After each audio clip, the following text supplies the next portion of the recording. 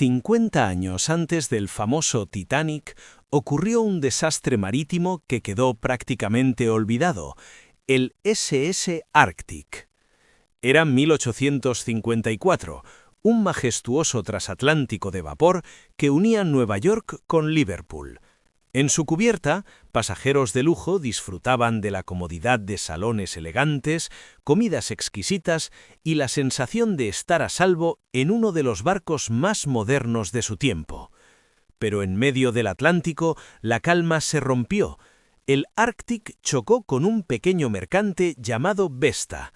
El impacto, aunque no parecía catastrófico al principio, fue suficiente para perforar el casco. El agua comenzó a entrar rápidamente y la elegante seguridad del Arctic se convirtió en un caos absoluto. Había botes salvavidas, pero no suficientes para todos.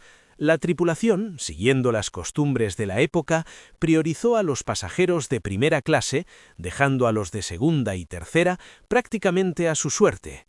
El pánico se desató.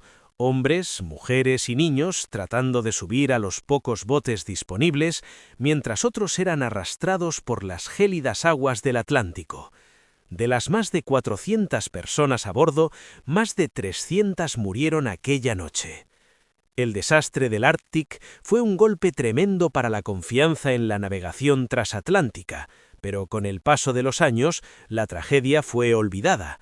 La prensa de la época criticó duramente a los oficiales, acusándolos de negligencia y cobardía, pero la historia lo enterró bajo nuevas noticias y nuevos naufragios.